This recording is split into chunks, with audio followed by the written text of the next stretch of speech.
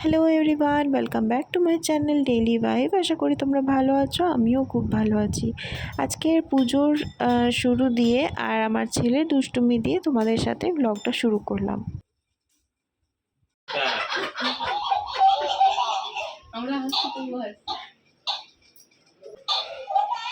গোপাল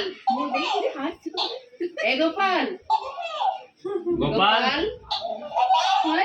গোপাল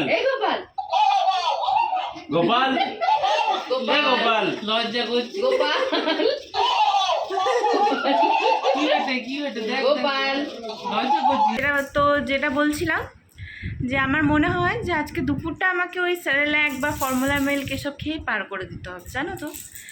কেননা দেখো, ঘরের কাজ তো সারা রাত ধরে হোক বা সারাদিন ধরে হোক হবেই। ধরো এখন না ঘুমালেও সকাল থেকে মানে যেহেতু উঠেছে তো এখন তখন ঘুমায়নি, তো এরপরে যখনই ঘুমাবে তখন আমাকে ঘরের কাজ করে নিলেই হয়ে যাবে। কিন্তু লাঞ্চটা তো লাঞ্চের টাইমেই করতে হবে, তো আর খাবার বানাতেও নিশ্চয়ই টাইম লাগবে ধরো। তো যেহেতু আমার খিদেও পেয়েছে, তো আমার মনে হয় চটজলদি ওই সেরেল্যাকের থেকে বেশি আর তাড়াহুড়ো করে আর কিছু পাওয়া যাবে না। আমার যারা মা হয়েছে নতুন, তাদের কি আমার থেকেও এরকম করুণ অবস্থা হয় না আমার মতোই অবস্থা? আমাকে একটু জানিও তো। এক দুবার করে আমার ডিপ্রেশন হয়, জানো, যে গোটা দুনিয়াতে কি আমারই এই অবস্থা, আমি কি হয়তো বাচ্চা নিয়ে এই অবস্থা।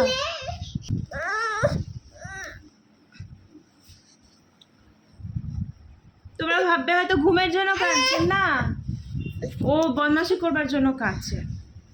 এই গরমের মধ্যে আবার এসির আবার শরীর খারাপ হয়েছে, তার জন্য ডাক্তারবাবু ডাকা হয়েছিল। তো সেই ডাক্তারবাবু এসিকে ভালোভাবে চেক করে নানা রকমের প্রেসক্রিপশানে নানা রকমের ওষুধপত্র লিখে দিচ্ছিল।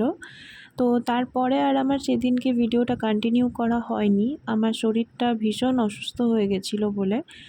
আর এই ঝড় বৃষ্টি হচ্ছে দেখতে পাচ্ছ, এটা ঠিক তার পরের দিনের ভিডিও বিকেলবেলায়। তখন আমার শরীরটা ঠিক হয়েছিল বলে আমি তখন উঠতে পেরেছিলাম, তাই ভিডিওটা কন্টিনিউ করেছি। ঝড় হলে দেখবে মন যতটা অশান্ত হয় মেঘের মতো, ঠিক বৃষ্টির সময় ততটাই স্বস্তি আর ততটাই আনন্দ পাওয়া যায়। ঠিক তেমনই ঝড় থেমে গেলে অতটাই আনন্দ ঠিক সেমভাবেই হয়, তাতে বৃষ্টি পড়ুক চাই না পড়ুক। তেমনই আমাদের মনটারও অবস্থা, জানো তো। সুস্বাদু খাবার পেলে খাবো যখন মনটাতে হয়, তখন মনে হয় যে কতক্ষণে খাবার হয়, কতক্ষণে হয়, ঠিক সেরকমভাবে অশান্ত হয়ে থাকে। আর যখন খাবারটা রান্না করি বা যখন খাবারটা মানে প্লেটে সার্ভ করি, ঠিক ততটাই আনন্দ হয় বা ততটাই ভালোভাবে উপভোগ করতে মন হয়।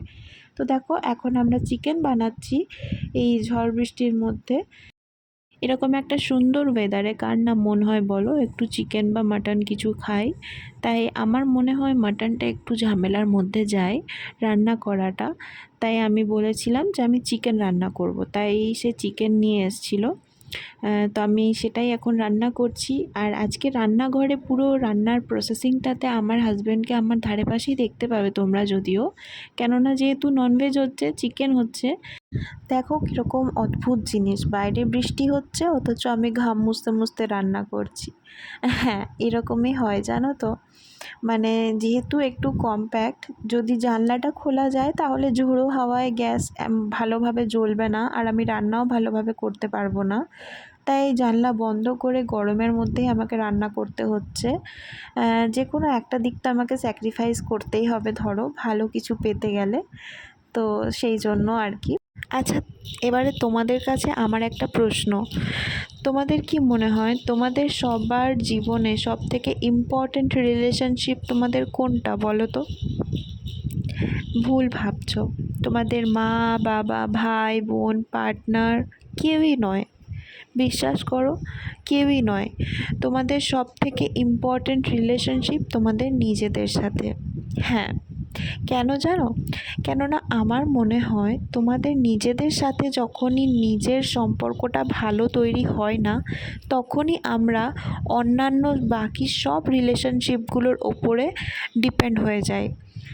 তুমি দেখো, যদি তোমার নিজের সাথেই ভালো রিলেশন না হয়, তুমি নিজেরই ভালো বেস্ট ফ্রেন্ড বা ভালো কম্পেনিয়ন না হতে পারো, তবেই তুমি তোমার অন্যান্য সব রিলেশনের ওপরে ডিপেন্ড হয়ে যাবে। তোমার সিকিউরিটির জন্য তুমি তোমার মা বাবার উপর ডিপেন্ড হয়ে যাবে।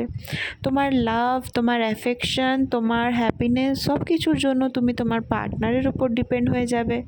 তোমার কম্পেনিয়নশিপ বা তোমার একটা ভালো সাথীর জন্য তুমি তোমার ভাই বোনের ওপর ডিপেন্ড হয়ে যাবে। তোমার কথা বলার সঙ্গী বা তোমার সব কিছুর সঙ্গীর জন্য তুমি তোমার ফ্রেন্ড বা বেস্ট ফ্রেন্ডের ওপর ডিপেন্ড হয়ে যাবে। তো আমার এটাই মনে হয় যে নিজেকে নিজে ভালো রাখলে বা নিজেকে নিজে সেই গুরুত্বটা দিলে, সেই মর্যাদা, সেই ভ্যালুটা দিলে, তোমার আর কোনো কম্প্যানিয়নশিপ বা আর কোনো সিকিউরিটি বা আর কোনো হ্যাপিনেসের জন্য অন্য কোনো মানুষের উপরে ডিপেন্ড হওয়াটা বৃথা। কেননা তুমি নিজেকে নিজে যতটা বুঝবে, যতটা চিনবে, ততটা অন্য কোনো মানুষ, তাতে সে যতই তোমার আপন হোক, সে তোমাকে সেইভাবে চিনতে বা বুঝতে পারবে না। তো নিজের হ্যাপিনেস নিজের কাছে, বলে না?